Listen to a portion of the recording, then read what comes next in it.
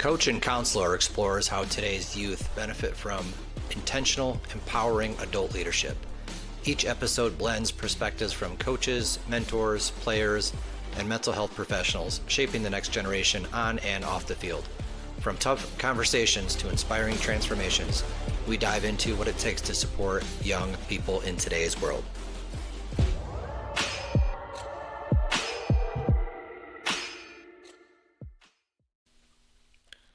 Welcome to the Coach and Counselor. We have Dan Medina on the podcast with us today. Dan is probably Mr. Denver, Colorado. Anyone in the sporting world, particularly in the baseball and the softball world, knows Dan. He's the Chatfield High School baseball coach from 2018 to 2020, where in 2018 was named the Class 5A Jeffco Coach of the Year. He's also had high school coaching stints at Abraham Lincoln High School, Jefferson High School, Colorado Academy, Lutheran High School, and worked with the Colorado Chaos Baseball Organization, the USA Prime Baseball Organization, was the assistant coach for Metro State University in 2022. In addition to all of that history there, Dan's also the owner of Play Ball Sports Bar and Grill, the owner of Play Ball Baseball and Softball Academy, and also has his own Medina custom apparel. Dan, did I get all that correctly? Yeah, absolutely. A lot going on through those years, but yeah, everything was good, all up to date. Awesome. So quick question for you. I know you have some serious passion about Colorado sports, Colorado in general, the Denver area in general. And I know you have some frustrations about kind of the sporting world and baseball in particular. So, take us through, some of the things that you really love, that you're passionate about when it comes to Denver, Colorado and Denver sports, but also the things that frustrate you. Yeah. A lot going on just in youth athletics in general. I think I have a fairly good input on the baseball, softball realm with having the academy. Our academy's 6.5 years old. Yeah, and I guess the only frustration, I don't particularly say, it definitely keeps me up at night, is just how it's become an almost country, a country club sport. I get really, I hold a lot of camps and clinics. I really try to imply to the inner city kid, but my biggest fear is just kids getting priced out of the sport. Tournament side, ranking side, there's just so much going on that I feel the vibe and feel for our state and definitely for the area where I'm particularly from. A lot of kids think you have to have a lot of money to play at a high level. And I think that's misinterpreted a lot, especially being a high school coach. You get the middle school kids coming in that may not have had the finance or the AAA or the travel ball experience as others. But we're better athletes, played at a higher level for me, and I've seen it. And then on the college side with recruiting, my couple years at Metro State, we went and got kids that were non-travel ball kids also. So I think that's just kind of a foe that I try to talk to and spread on the softball and baseball side as much as I can is you don't have to pay or be invested so much financially in order to play at a high level if you're working hard. I'm a really big believer that the cream always rises to the top. So if there's any type of frustration, it's just some of the fees and ideas that some of these orgs are going with nowadays. Right. So cost is, frustration may or may not be the right word, but cost is definitely something that's, near and dear to your heart, which is obviously, something that's near and dear to mine. That's why we have our sponsor here, Operation Player Assist, trying to help, offset the cost of playing for kids and for families and coaches, keeping coaches at the sport. But, I'll say, to play the devil's advocate, people may not share the same belief that you do. We've had other people on podcasts where they're talking about, keeping up with the Joneses, right? And that at some point, you have to specialize, and at some point you have to train more, get bigger, faster, stronger, and pull that athleticism out of you. So how does that kid keep his expenses down how do they compete with those guys that are doing everything that, that have a lot of money? It is potentially becoming a country club sport. It is potentially being, more affluent and weeding out some of the, poorer kids. So how does someone like that doesn't have all the money in the world compete with the Joneses? Oh yeah, absolutely. I think everyone has their rhyme and reason and rhythm to play at a high level. But I look at a lot of the international players. How they train, where they come from, where the highest level, where they're getting paid millions of dollars. The stories they've told, right? Hitting baseballs with duct tape, having no batting tee, hitting off of tires. Work ethic is unsubstituted by finance. Period. And I think as a consensus, I know a lot of coaches. We have this conversation a lot, just regarding, my kid thinks he needs to pay $4,500 and travel to 5 states this summer to play at the next level. And then they'll call me the college guy and say, hey, and I'll be like, hey man, I'll go catch a bullpen at Denver North High School, and see this kid and let you know if he's going to have potential to play at the next level, or if there's people I know to plug in and out with that. So, like I said, it's just work ethic, repetition based.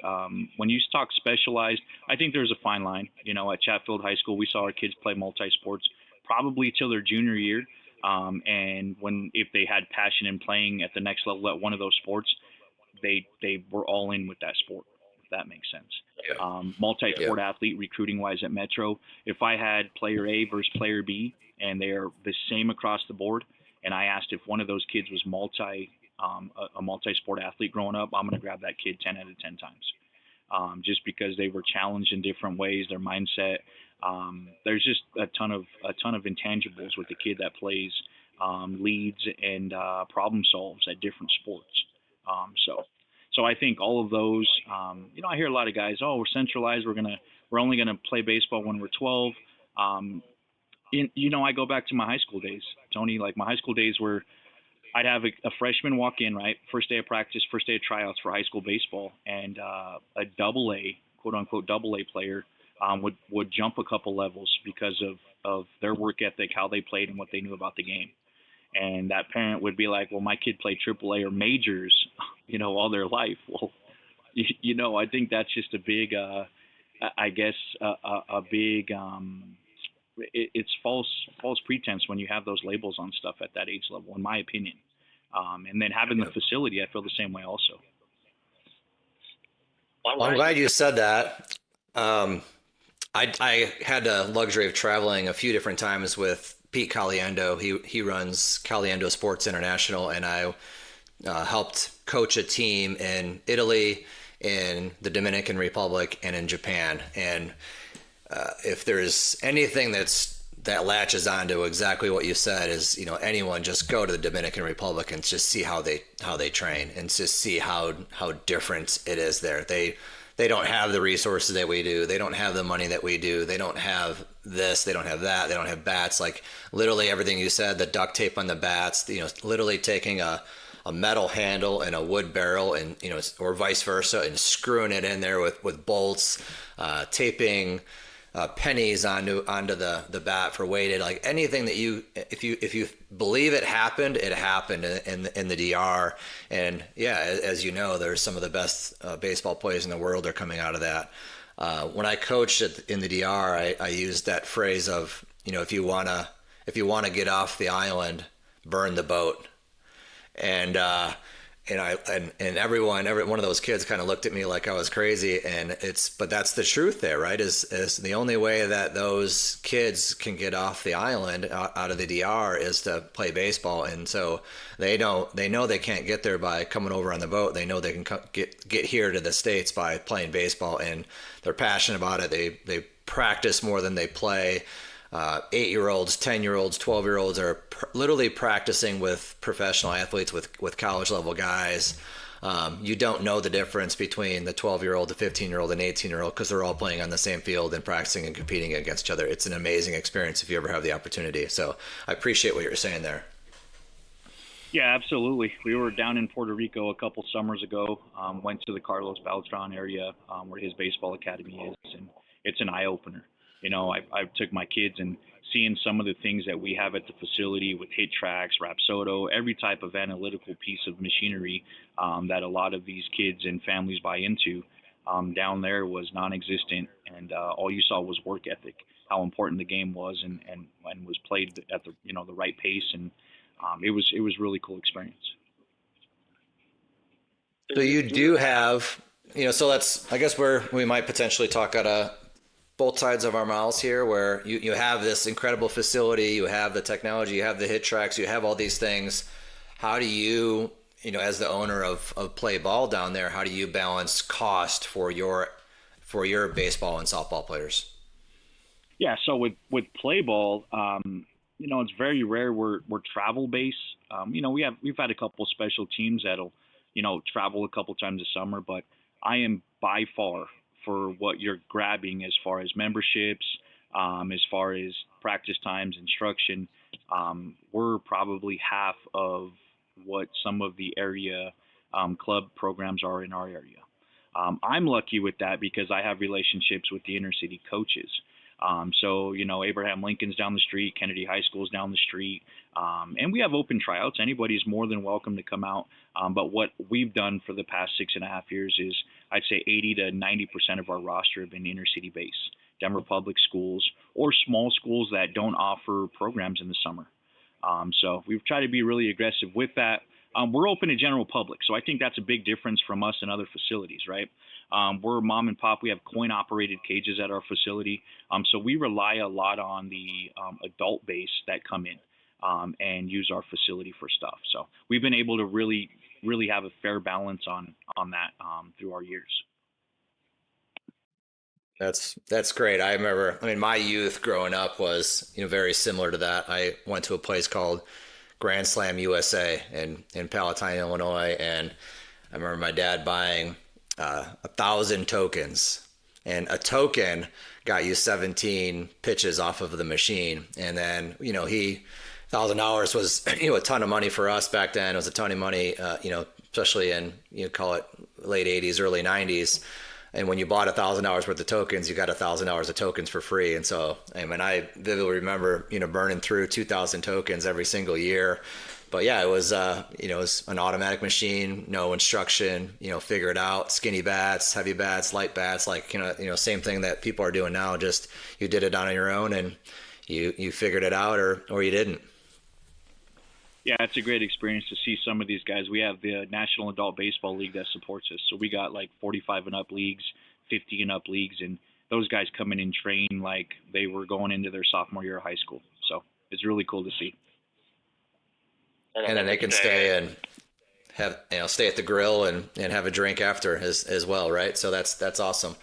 Let's talk a little bit about kind of parenting and some of the myths and some of the things that especially as a coach, we always start there. Things that as a coach, whether that be at the collegiate level or at the high school level, that kind of really keep you up at night.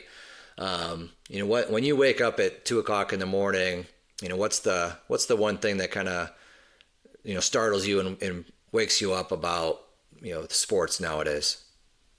I think we get back to just I guess in an aspect price point. I think a lot of people will assume that they're getting value with price, if that makes sense. I've had it where they're double the cost, but they're going to get twice the work, and then they go down that long dark road, and within 2 years they're at a different association. So I think it's parents, especially tryout time. A lot of people are into what do you offer. What I do, I have three kids. I have a junior in high school, freshman in high school. My daughter is just 11 years old. And if they ever wanted to experience outside of our realm, which they do, I've never coached my personal kids, is getting background on the coaches. Like, what is their idea? Tryout season, especially on the softball side right now, you're going to have a coach post, I have a second year 12 team. Our record was blah, blah, blah. I'm the parent that's going to be like, okay, can you show me a practice plan? What is a day-to-day basis on how my kid's going to reach their full development before I even invest in a deposit or any type of fee? And I feel the parents have that as the last question, or that is the out for them of, my kid didn't get playing time, my kid didn't get better, we want to go to the next association. Different. I mean, you have a daughter, Tony. You know that realm of softball is just as a different realm. Like I think the in is for playing for 5 or 6 different teams before you graduate. That's the norm in high school softball, in girls softball in Colorado. Not the norm in baseball. My Chatfield kids were pretty much on the same little league team. He just played Chatfield baseball during the summer, and I was blessed to have a lot of those kids play at an extremely high level by just outworking people. So again, it just goes back into parents not doing the research on what's the best route for their kid, um, because it really comes down to coaching. I have a two-part question here. And then this one's maybe the second part of this is a bit more specific to Colorado sports, but my main question is how do we better educate parents then? I mean, that's one of the sole purposes of a podcast like this is coaching counselors to, to help people not make the same mistakes that, that we have or that others do. So that's sort of the first part of this question. And the second part of this question is, Colorado has some great Facebook accounts, the Colorado Baseball Network, Softball Baseball Network. There's a couple different, network groups on Facebook that, really try to educate and, create awareness. But one of the things that's popped up on that site is anonymous posting. And then they recently even had a questionnaire of should we continue to allow anonymous posting. Tie kind of both of those together. Do you think we should have anonymous coaching? And if those are some great platforms, how do we continue the dialogue to better educate families and athletes? Yeah, first part of your question is I know what I personally do. We offer 3 or 4 camps or clinics where we bring in multiple college coaches, right? So these are high school camps and clinics. I'm a big guy on Q&A at the end of camps with these coaches, and some of the questions the parents have with those Q&As. I think the stigma is not to ask certain questions. Where I'm the camp I host the camps, so I'm asking those difficult coaches or those difficult questions with coaches there because I know the parents are a little nervous, right? We just had a softball camp down at Metro State. We had 5 coaches there from the JUCO and D2 level, and I said, hey, a common question. My kid plays on the triple platinum, elite, gold, whatever, and and then I play the devil's advocate. My kid plays at Lahana High School. And the Ivy College coach there was like, we don't ask a record. We very rarely care what association you're playing with. We just need to get sight on scene and our eyeballs on you.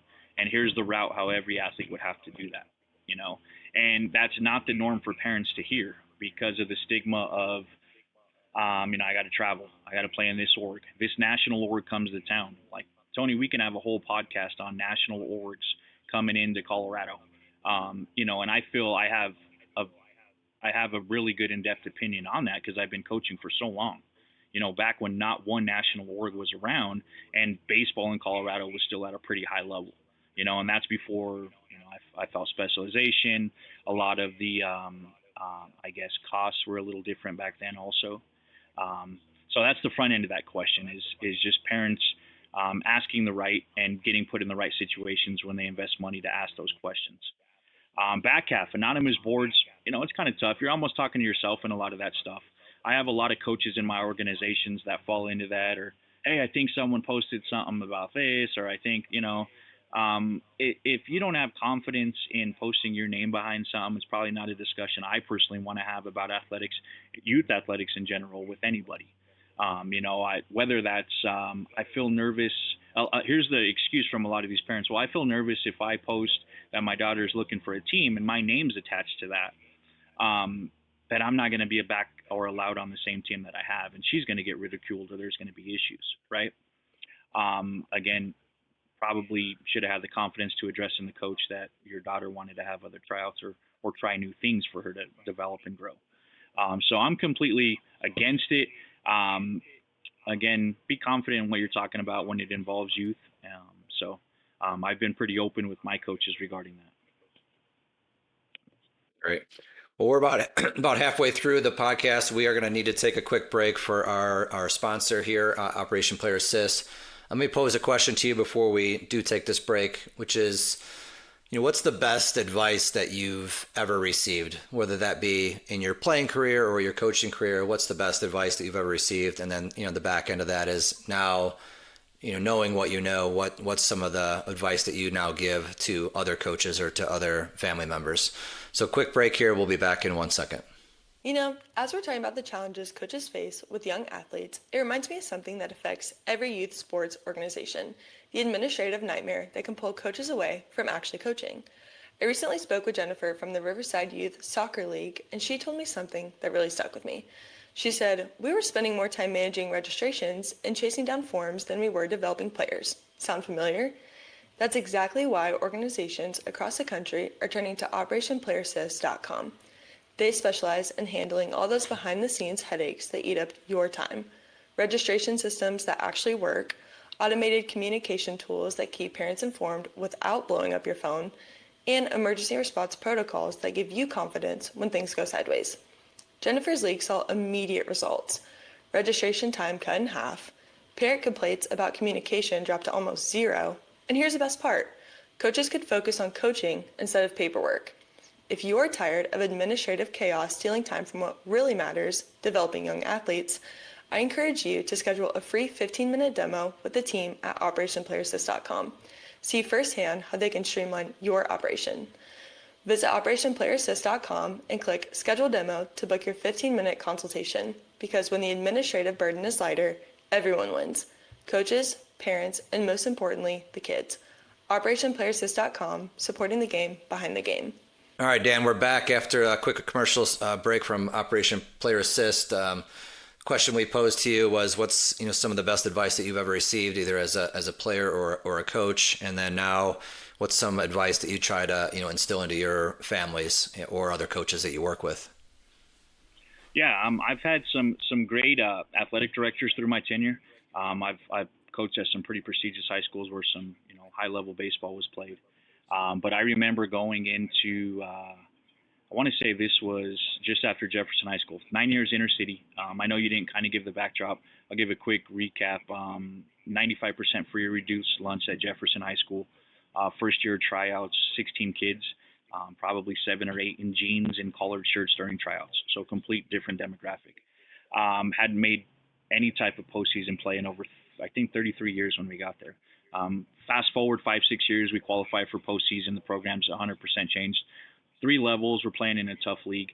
And my AD said, Dan, coming with winning, like when you came in here and we were bottom of the barrel, there were expectations for you, right?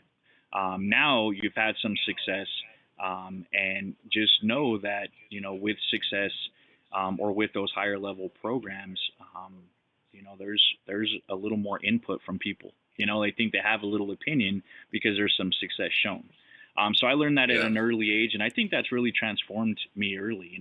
My AD at Chatfield High School was, hey, if you're 18-0, they're gonna hate you, and if you're 0-18, they're gonna hate you. And you just wear that hat as a head high school coach. You're not gonna please everybody. So I think I've really told my family members that who are all coaches, all of my assistant coaches. If you're coaching to be liked, you're absolutely in the wrong profession. You're coaching to build relationships, create, the next generation of people. My values in our programs that I was ahead of were all life lessons through sports. That's something my dad taught me at an early age. There's so many things we can go to: commitment, teamwork. Accountability is the biggest thing that I talked about in every program that I was with. And it really shaped to have some good, doctors, some good pilots. I have a lot of people that are really successful in life because of the programs. And I felt I was a small niche in athletics that helped them. Don't try to be a pleaser. I don't do that on the business front either, at the restaurant, at the facility. We're pretty clean cut, and I think a lot of people respect that, or the right people respect that, if that makes sense. Yeah. The right people respect that. That's the best way to say that. Absolutely. And I do love that. The best part of coaching is 5 years, 6 years, 10 years down the road, when those kids who are now men or women come back to you and discuss or talk about all of their great memories they had with you and the success that they're currently having in their new profession. Well, that's part of the most rewarding parts of coaching. So on that note, then, what's one of the coolest, most memorable experiences you've ever had in coaching? Coolest, most memorable. So just last week, I had another high school kid I coached go in the draft, Major League Baseball draft. That's the second kid. This is a kid that went and played. Christian Fouch is his name. Kid that went and played in the Mm-hmm. SEC down at Arkansas. Um, I I had a kid out of high school. So we have um, two or three kids out of high school that played at a high level. But we had a true draft pick. One of my last years at Chatfield was a couple special. But the biggest thing is just like you said, seeing lifelong stuff after. I've had at Colorado Academy. I've had I think I'm on my fourth white coat, fourth or fifth kid that has a doctorate. So to be able to talk to them and them still have vague memories of, hey, coach, remember that day we beat Kent Denver for the first time in a decade? Like those memories stood with them, you know. And it wasn't always wins and losses. I talked to a lot of the kids I traveled with at Chatfield, and they're like, hey, coach, remember we were the only true high school team playing at, in Lake Point, Georgia. Like it wasn't the outcome; it was just the experience. So I felt that was pretty near and dear. And then I get a lot of kids now that are getting into coaching, which is really cool. So to have those conversations with them, hey, coach, there's an angle with the kid. I'm having a tough time with discipline on a kid. What route would you do? Or it's cool to have those conversations. And speaking of camps, I'm having kids I coach bring their kids to my camps, which makes me really feel old. But to have that support, we talk about the word legacy. It's not wins and losses. It's having that happen. It's being able to coach generations of kids and still have that same terminology or still try to instruct the game similar. So that's really cool. Yeah. Yeah, I know you talk. I've seen you post and talk a lot about the role that your dad played in your life. Fast forward, hopefully 30 years from now, what's your legacy? What do you want people to say about you 30 years from now? Well, I hope they just say that my efforts into making better people was genuine. That's all it really was. I love the white ball and the red laces. I love all of that. But bottom line is, I just want to treat people how I want to be treated. I wanted to treat people how I wanted them to treat my kids, and hopefully they got that genuineness and that vibe when they were around me. And don't get me wrong, it's going to be cool to be gone, to be long gone, and still have that. Hey, I remember Coach Medina taught me to do it this way, and they're teaching their kids that way. So that's a true legacy for me. That's great. What about flipping the other side? You have a regret? You have something that, man, I wish I would have done more of that. I wish I would have done less of that, or just done it, not at all, or done it differently. What's a regret you have? I don't know if it's necessarily a regret. We talk about COVID, right? So the whole college side of stuff. I was able to coach at Metro State for 3 years. So my 3 seasons at Metro State were the best in program history. Able to make a regional and do some stuff. But COVID got me out of high school baseball, and I was developing a program at Chatfield that was really top tier. One of the best in the state. So a lot of people were like, "Hey, if COVID doesn't happen, would you ever made the venture onto Division II baseball?" And my gut tells me I probably would not have. I'd still be the head baseball coach at Chatfield High School. So a special thing for me is like you get to the college level, and I tell a lot of coaches this, and it's you're coaching, like it's 100% coaching, because these guys at the time are 25, 24-year old. They're getting extra COVID years. I'm coaching guys going home to wives, grown men. And I love that aspect of it. It really challenged myself. We got the best out of them. But when you're coaching high school athletics, you're developing young men, and that was really true and dear to my heart, is I felt I had a formula that was getting a good product, but also creating the best person. So I don't know if it's a regret, but if COVID didn't happen, I'm probably still coaching at the high school realm in some capacity.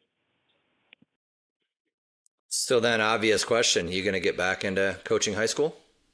Long-term goal probably. I just got offered a position back at Metro State University. So they've had another vacancy and invited me back. But to be honest, right now with my kids in high school, I don't mind being in left field and watching.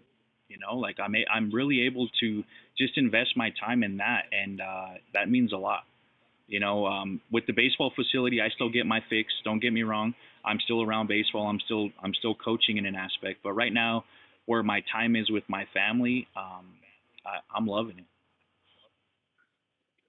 Yeah, and you know that I took a 91-day road trip to to travel around and watch my own kids play. Tell me how rewarding it is to to be incognito, sitting in left field. Hopefully no one even knows that you're there. Just watching your kids.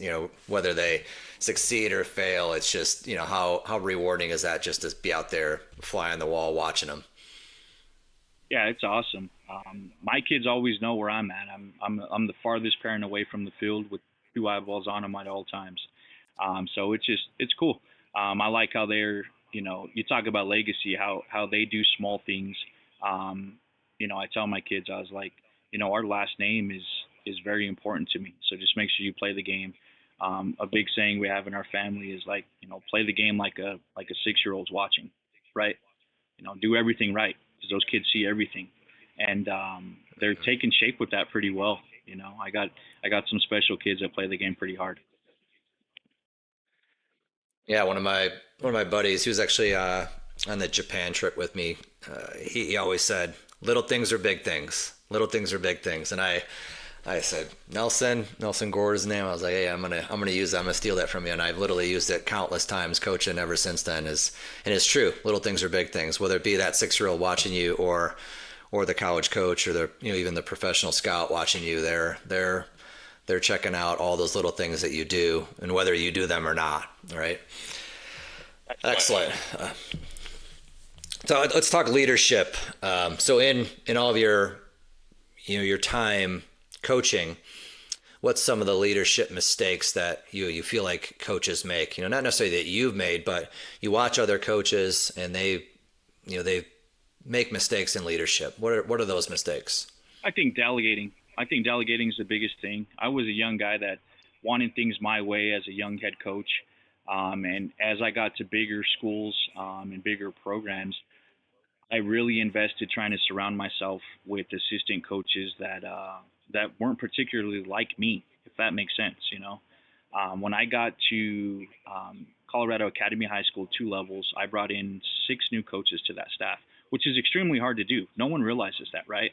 A lot of these high schools I see nowadays are getting volunteer parents or doing stuff like building a coaching staff's tough. So 6 there.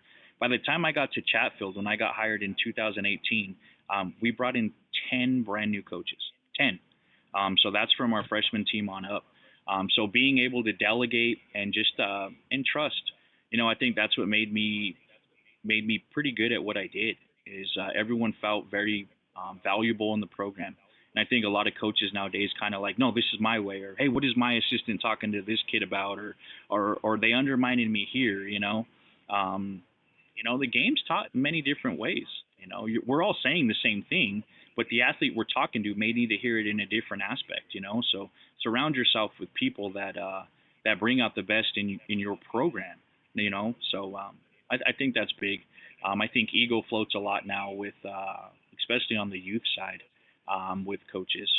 So I'm like, hey, if there's one thing I didn't do well that I wish I could do again, was just educating myself better. We talk about ABCA clinics. We talk about all of that. I've done all of that. I've been every location, but you're always a student of the game. You're always learning, and I think coaches really need to invest in that. Like, what can I do to get better to present myself, to the program with leadership? So just putting in the work and always trying to get better.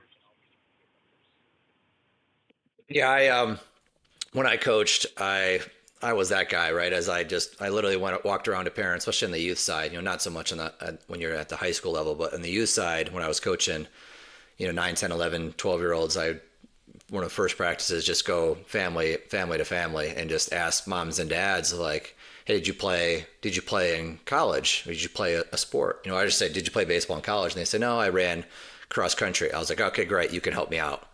And then they say, oh yeah, I played. Okay, you can help me out. And then they say this, and then I say, oh, you can help me out. And they're like, well, I just said I didn't play. I was like, no, you're a leader in your industry, right? We can kind of get to the role model question next, but I was like, hey, if you were a successful athlete in running cross country at William and Mary, then there's a lot of things that these kids can learn. Maybe you don't have the expertise to teach them about baseball, but you can teach them something. So I was like, I'm grabbing parents, like, you can run this T station, you can do this flip station, you can do this station. And so I just taught them on how to run a particular station, because I was just big on having, really high productive practices, and the more help that I can get, than I do, the more productive we could be. I just did a podcast with John Karsich, which I think John was Stanford and Santa Clara coach, and John's podcast, he has these little 2 to 3 to 4 minute little podcasts on Apple. They're it's called Success Leaves Clues, which I say all the time. Success leaves clues. If you want to be successful, you should do what other successful people do. And that's really the reason why I grab those other people out of the stands. Just say, hey, you've had success, and inevitably, of the 10 or 11 kids on this team, there might be 2, 3, 4 that go play in college, but we all want them to be successful in whatever endeavor they pursue. So that was, definitely something I always tried to do. Well, let's ask that question about the role of a coach in being a role model. What does that mean to you? What's a role model mean to you, and what's maybe misconstrued about that whole terminology, that whole debate on being a role model? A lot of coaches will have this spiel. They have the lingo to talk. This is what I demand. This is what we want from our program. But what are you like? How do you embody that yourself? Right? Like I am. I guess I don't want to say old school. I'm 42, so I'm definitely a little. My teams were going to outwork our opponent. We weren't going to out-talk our opponent. We weren't going to try to undermine. We weren't going to try to belittle. We were never built that way. So as a coach, how reserved was I? Like, how did I act on game day? Right? Like, how was I a reflection to my kids? What I see a lot of coaches now that are really sit on their hands. Kind of like the kids are able to do what they want, kind of able to say what they want, and we were just a little different with that. I was how you do anything is how you do everything, right? From field cleanup to I'm the first one there, I'm the last one to leave. There's a lot that goes on with coaching, because kids are smart at all levels, right? I didn't coach at the youth level, but those 11 and 12-year-olds, if they walked in and saw you kind of like not practice plan, not having things ready, that's kind of how the practice would go, and that's 11 and 12-year-old age level. Imagine high school, where at Chatfield at the time, we had 95 kids out every tryout. So, you being on your bells and whistles, you having great leadership skills, communicating well, I think is the biggest thing. A lot of high school coaches will go down that whole, like, I kind of don't like parents, they're against. No, you got to over communicate. Their skin in the game's the biggest around, because they have the kid playing for you, right? So if you're confident in over communicating, you're confident over communicating with administration, your leadership is just going to fall right into place. Everything else coaching-wise is going to be real easy for you. And that's what I talk to these young up-and-coming coaches with, is take care of all of your back work as early as you can, man. Like, don't put anything on the back burner, because that's usually the thing that'll set the kitchen on fire. Like, take care of it all. Be very detail-oriented, delegate time well, and just communication. I think that's the biggest thing, not only in the sports world, but on the business side too, is you have to really over communicate to have good leadership skills, in my opinion. Yep. And I got, really one last question for you, but it's fairly loaded. And you touched on it a little bit, which is coaching has really changed, and it's changed a lot in the last 10 years. You said you're 42. I'm going to be 52 here in a few days. I remember my first coach that I ever worked with, Kirby Smith at Barrington High School, one of the winningest baseball programs in Illinois. Kirby could not coach in today's world at the high school level. He'd be fired in a second. He might go to jail. But, coaching, let's just take the last, 10 or so year. Coaching has changed a lot in the last 10 years. What are some of the good aspects of what has changed? What are some of the bad aspects of what has changed? What should be some staples that never change? And, how, kind of just what you talked about, how do you prepare this new coach in this new world of what to do, what not to do? What do you need to do more of? What do you need less of? Pretty loaded question. Take it from there, and we'll wrap it up after that. Yeah, that can go a million different ways. I think the biggest thing, I think coaching's been changed because administration's been changed, especially at the high school level, if that makes sense, right? You got a good AD. I always liked the athletic directors that were former coaches because they were kind of in the shoes and knew some of the dilemmas or problems that could arise in a program. So, I tell my friends or young kids now that are attempting to get gigs and coaches, don't go into an interview trying to please. You're going in an interview to interview who you're going to be working for. So stay true to yourself, have your values, and make sure, just make sure that you're not diverting from your plan, or it's going to be a bumpy road, if that makes sense. So what you're going to be like, well, like kind of makes sense. What do you mean? And I'm more of like, these are my values. These are how I feel that I'm going to get the best development for the student athlete. And there's going to be some success at the end of that with wins and losses, because I know it does come down to that at the high school level, for sure, at the college level. College level, for sure, wins and losses is going to dictate if you're around or not. But that's more of a business. That's a true profession. And a lot of these guys will go in and just say what people want to hear. And 2-3 years down the road, that's unraveled into them not wanting to be on a field again. So just knowing what your plan is, why you're invested, what your long-term goal is with the sport, and just stay true to that. Don't have anybody divert it, not a family member, not a family in your program. And I think that's gonna keep you in the game a lot longer than it has been. I get some really good guys right now that are getting outside of the high school game, and I ask in the first question why is, we got to do administration. 100% why. They're listening to every complaint. Those 2 people that aren't happy out of the 95 that are in the program are getting some attention. And that's never really through the staff. That's really never through the kid. And that's the biggest thing is like athletes never really have the issue. It's always the parents.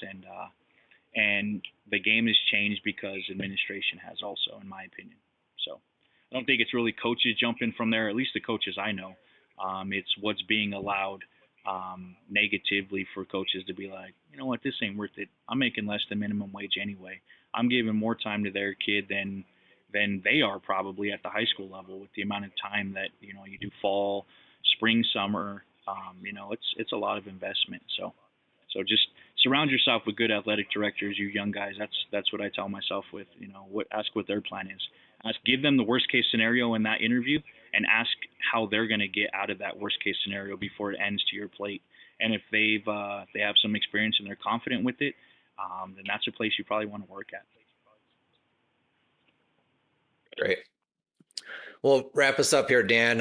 Tell everyone where they can find you at the sports bar, where they can find you at Play Ball Academy, where they can find you for the apparel business, how to best reach you, and we'll wrap it up from there. Playballcolorado.com. I think that kind of touches on all bases. All of our businesses have websites, but that Playball Colorado, we're down in Lakewood. We're down off of Jewel and Wadsworth. We have some facility renovations that we're in week 5 with at this time. But pretty cool staple to the community. And, I'm always down in that area some way or another. Our sports bar is down off of Sheridan and Evans, less than 5 minutes from our baseball facility. So yeah, feel free to come down. We do a lot of special events there, live entertainment. And then my apparel business, you jump on that Play Ball Colorado website, you'll see everything. We're dealing with a ton of school districts. We're very blessed to be able to field and equip a lot of kids in that Denver metro area. Great. Well, Dan, I gotta put on mute real quick. Thank you for your time here on the podcast. Thank you for really all that you're doing in Colorado, let alone in the Denver area. Appreciate your passion for keeping the cost of sports down and for your leadership in and around all of Denver. And thank you for being on the podcast. We'll get this posted out here, and thank you for your time. Thanks, Tony. Appreciate everything. Awesome job. Some of the best guests that I've seen you bring in, and I'm going to be a continued supporter of seeing who's next. Excellent. Thank you.